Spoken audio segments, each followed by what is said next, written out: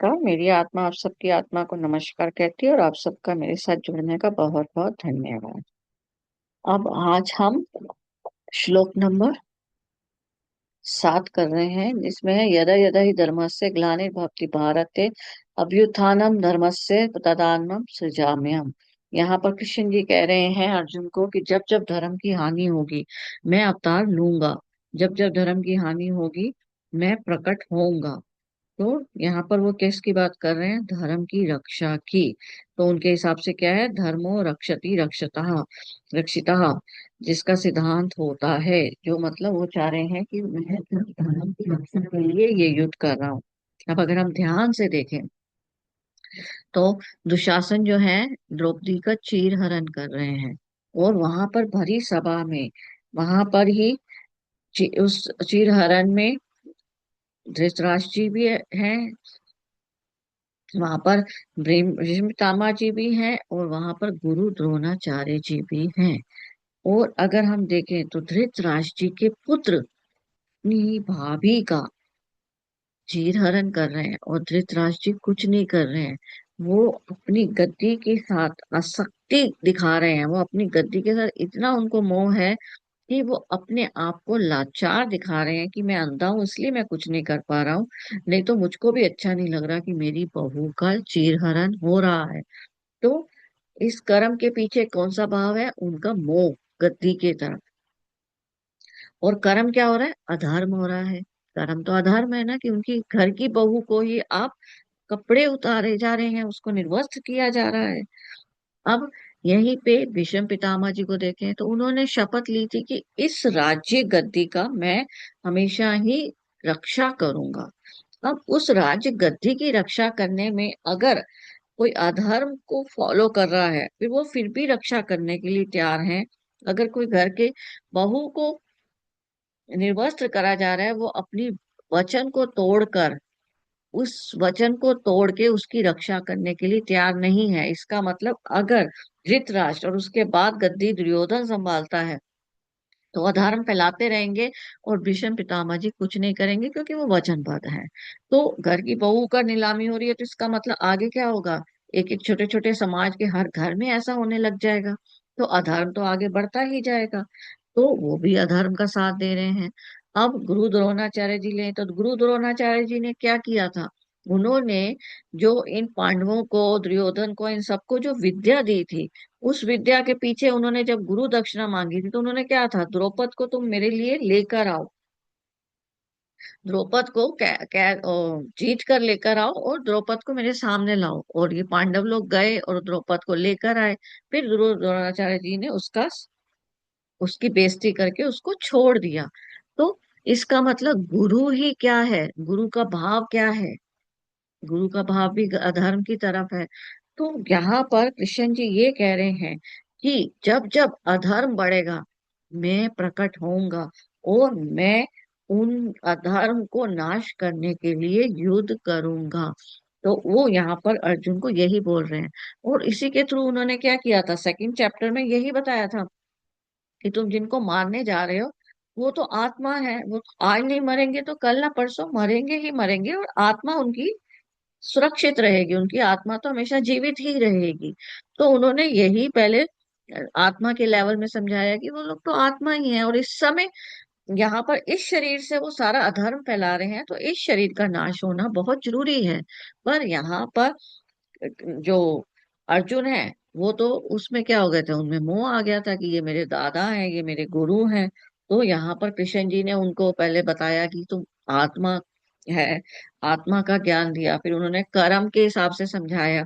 पर अर्जुन जी को समझ ही नहीं आया, तो उन्होंने फिर यहाँ पर ये श्लोक बोला कि जब जब धर्म की हानि होगी मैं जन्म लूंगा। क्यों? क्योंकि अधर्म का नाश करना मेरे लिए बहुत जरूरी है। वो यहाँ पर अर्जुन को बोल रहे हैं कि तुम इस समय युद्ध में कहाँ तुम अपने कर्तव्य के पीछे हट रहे हो? कर्तव्य में तुम मेरा साथ दे रहे हो अधर्म को नाश करने के लिए, इसलिए मैं तुम्हारा साथ दे रहा हूँ अधर्म को नाश करने के लिए। तो इस युद्ध में अधर्म लोग एक साइड पे हैं और हम धर्म वाले लोग एक साइड पे हैं। पर तुम तो क्या हो रहा है? तुम कर्तव्य से अलग हट रहे हो, तुम कर्तव्य में अपना मोह लेकर आ रहे हो कि वही सामने वाले जो है मेरे दादा है, मेरे गुरु हैं, मेरा कजिन ब्रदर है। तो यहाँ पर कृष्ण जी क्या बोलना चाह रहे हैं अर्जुन को कि तुम अपनी ये फिजिकल आईज से दादा गुरु देख रहे हो, तुम अपने परिवार को देख रहे हो, और मैं तो यूनिवर्सल आईज से देख रहा हूं कि अधर्म मेरे सामने खड़ा है और उसका विनाश मुझे करना है। तो यहाँ पर वो अर्जुन को बोल रहे हैं कि तुम भी अपनी यूनिवर्सल आईज से देखो, और इस युद्ध में सिर्फ अपने तीर चलाओ, तीरों की डायरेक्शन में अपने आप बदलूंगा, क्योंकि कर्म पर ही तुम्हारा अधिकार है, फल पर तुम्हारा अधिकार नहीं है। और मेरी नजर से देखो, दिव्य दृष्टि से देखो, बुद्धि, यहाँ पर अपने मोह को खत्म करो कि समाज में कुरीतियां बढ़ रही हैं, समाज में करप्शन फैल रहा है, समाज में क्या होगा, हर घर घर में नारी का निर्वस्त्र किया जाएगा। तो मैं इन सब कुरीतियों को खत्म करने के लिए ये युद्ध कर रहा हूँ, और तुम मेरा साथ दे रहे हो। पर तुम यहाँ पर क्या हुआ, तुम यहाँ पर अपनी फिजिकल आईज से जो दिख रही है प्रवृत्ति कि मेरे ये दादा हैं, ये मेरे गुरु हैं, तुम उनमें उलझ गए हो, तुम्हारी मनस्थिति उसमें उलझ गई है। पर मैं जो देख रहा हूँ, मैं यूनिवर्सल आइज से देख रहा हूँ। तो यहाँ पर कृष्ण जी ये बताना चाह रहे हैं कि परिवार से बड़ा धर्म है समाज का, समाज से बड़ा धर्म है राष्ट्र का, और राष्ट्र से बड़ा धर्म है यूनिवर्स, यूनिवर्स।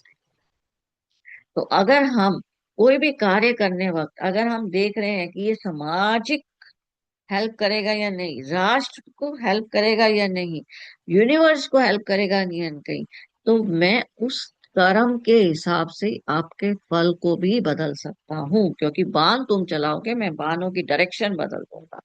तो यहाँ पर कृष्ण जी ये बोलना चाह रहे हैं कि तुम इस समय यूनिवर्स के हिसाब से सोचो, ताकि परिवार के हिसाब से सोचो, क्योंकि परिवार से बड़ा धर्म समाज का, समाज से बड़ा धर्म राष्ट्र का, और राष्ट्र से बड़ा धर्म विश्व का, विश्व से बड़ा धर्म यूनिवर्स का। तो रिस्पॉन्सिबिलिटी इस तरीके से है। तो यहाँ पर वो इसलिए कह रहे हैं कि जब जब धर्म की हानि होगी मैं अवतार लूंगा।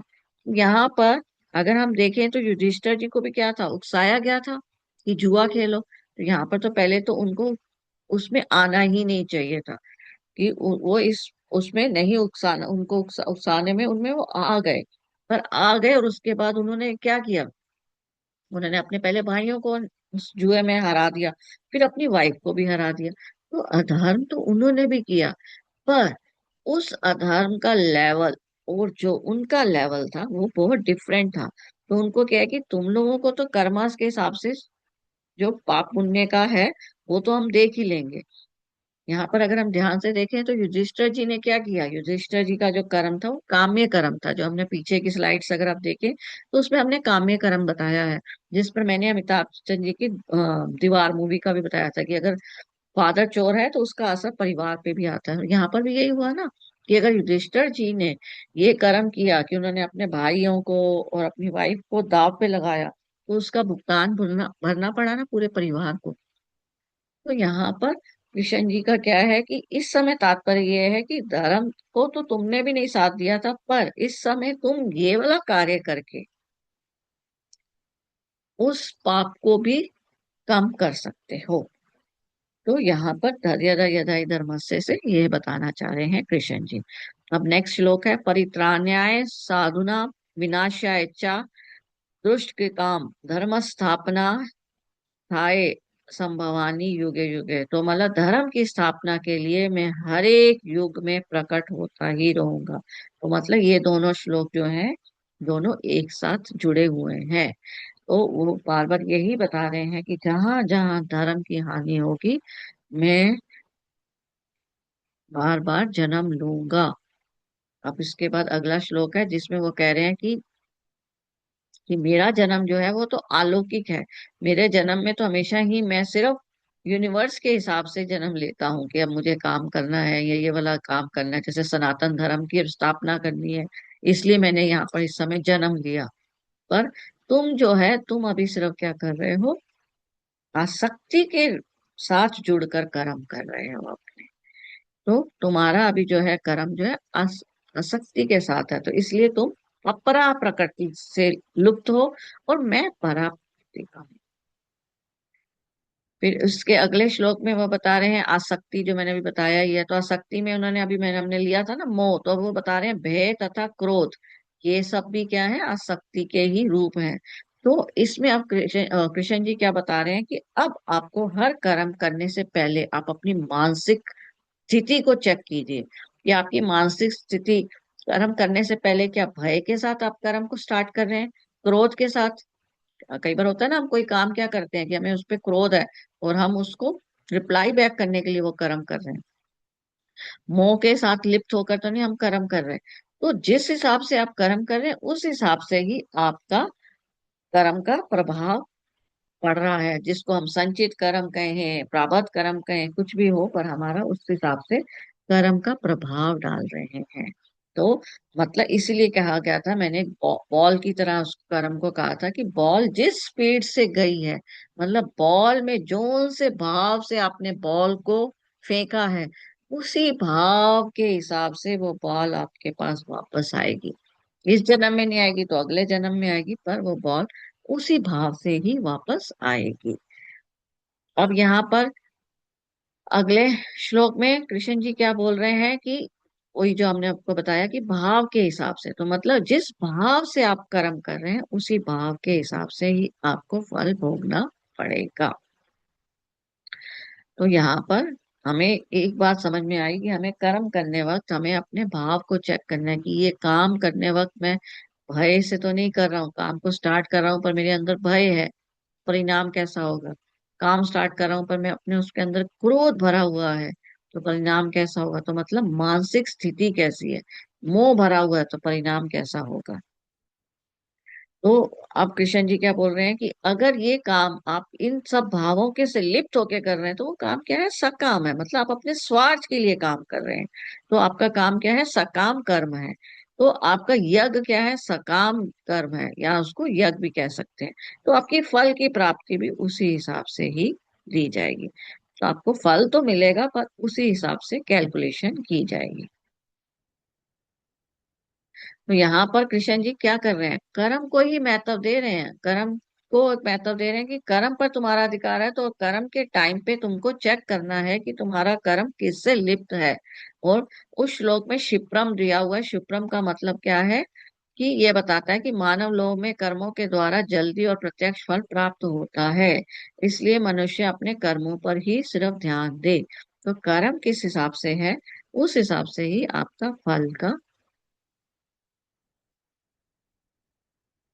फल आपको उस हिसाब से ही मिलेगा। कर्मों में अगर स्थिरता है, कर्म आपका सफल होगा। कर्म में अगर क्रोध से लिप्त हुआ हुआ है, कर्म मोह से लिप्त हुआ हुआ है, कर्म अहंकार से लिप्त हुआ हुआ है, उसी हिसाब से उसका फल है। कुछ कर्म का फल तो आपको उसी वक्त मिल जाएगा और कुछ कर्म का फल जो है आपको देर से मिलेगा। तो यहाँ पर कृष्ण जी अब वो क्या बोल रहे हैं कि देवता लोग भी कर्म करते हैं, वो भी कर्म से जुड़े हुए हैं, जो मैंने पहले भी आपको बोला था। तो कर्म आपका किस हिसाब से है, मन, वाणी और शरीर। तो आप कर्म तीन प्रकार से कर रहे हैं, मन से कर रहे हैं, वाणी से कर रहे हैं और शरीर से कर रहे हैं। तो मतलब मन से क्या है कि कई बार क्या होता है कि हम सपोज अपने एक परिवार में छोटा सा एग्जांपल लें, तो अगर हम खाना बना रहे हैं पति के लिए तो खाना वही प्रेम से बन रहा है, पर देवर के लिए मन में भाव कुछ और है, तो वो कर्म आपका कर्म बनेगा। इसी तरह वाणी में कि वाणी को आपने गलत ढंग से यूज किया तो वो आपका कर्म बनेगा। शरीर के साथ, शरीर में आप जैसे खाना परोस रहे हैं, जैसे भी आप काम कर रहे हैं, काम जो कर्म जो है आपका मन, वाणी और शरीर से लिप्त है।